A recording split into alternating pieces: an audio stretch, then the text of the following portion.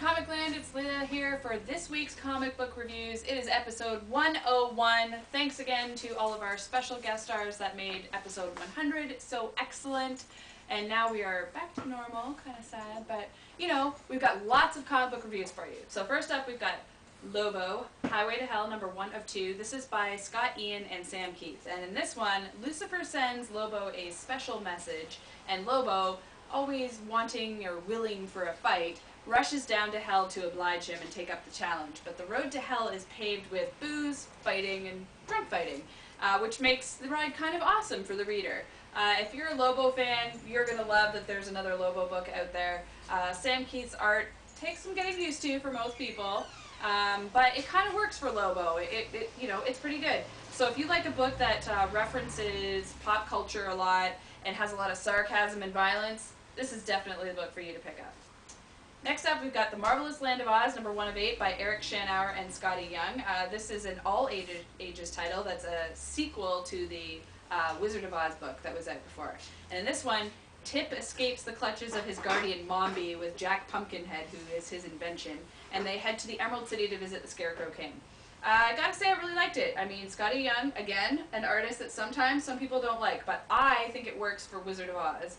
And the Land of Oz is just, it offers an opportunity for a lot of great stories, and I thought that this one was really well done by Eric Shanower. So if you're not reading an Oz book or looking for something all ages that you can share with your kids, this is a really good one. Next up, we've got Great 10, number 1 of 10, by Tony Bedard and Scott McDaniel. And in this one, China's first super team is revealed, the Great 10. And in this one, we learn the backstory for one of its members called Accomplished Perfect Physician. And through a twist of fate, he's a soldier that has become the heir to a 700-year-old legacy.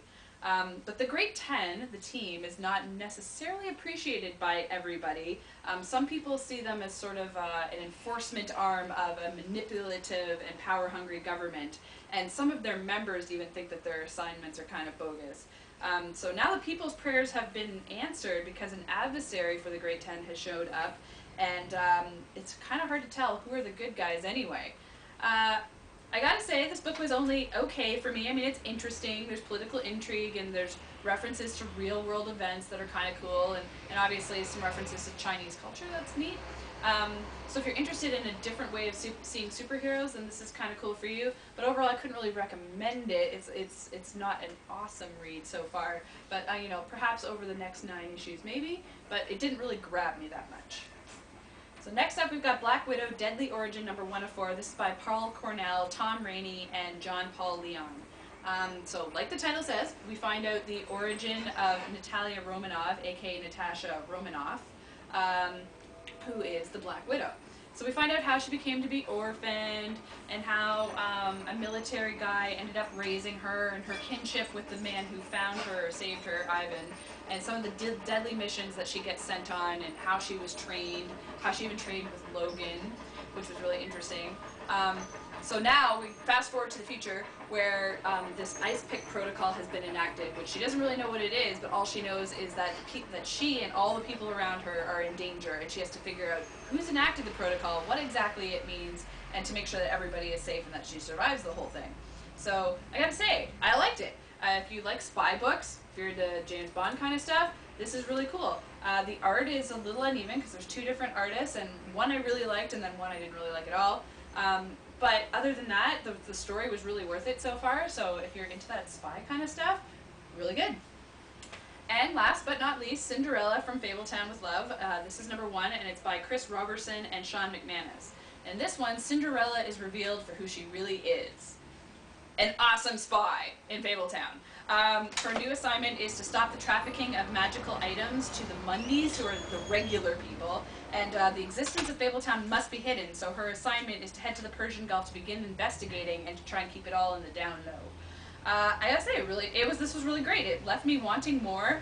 The art is really good. If you haven't yet entered the world of Fables, then this might be a good place to start. Like, I'm not a huge Fables fan, but I have friends that are, who love it, and so it's the first time I read one, and I really liked it. If you're a fan of fables or fairy tales, but with a different twist, then this is a good place to jump on. Hey folks, Jim here with this week's comic reviews. Yep, it's our 101st episode and we're back to normal, more or less. I mean, no guest stars this week. Unless they're here. Nope, no guest stars. Alright, let's get back to the reviews. First up, Gold Digger Annual number 15. And this one's for fans, by fans, so unfortunately it really suffers from a lot of really bad art and really bad stories.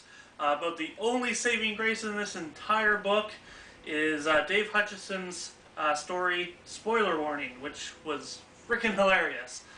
Basically it follows Tiffany and Charlotte as Tiffany tells Charlotte all about the plot of Star Trek from this summer. Yeah, it was really hilarious. And then she collapses in a candy high.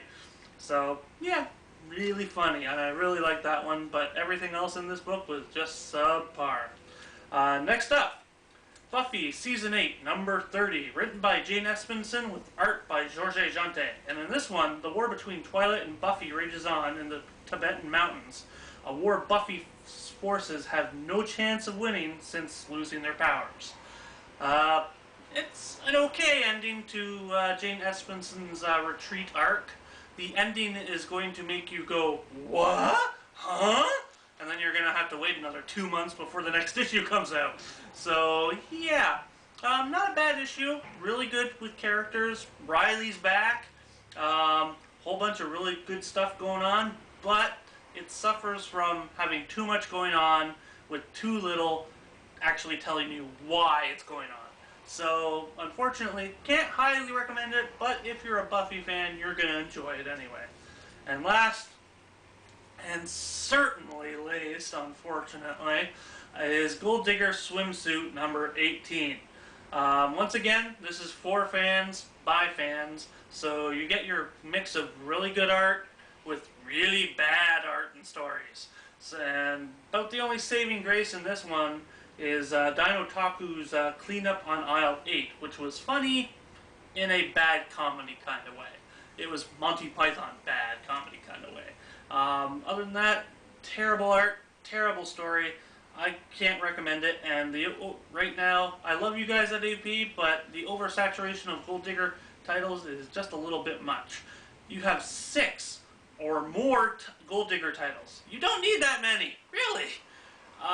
Get rid of 1 or 2 of the annuals per year, and you should be fine.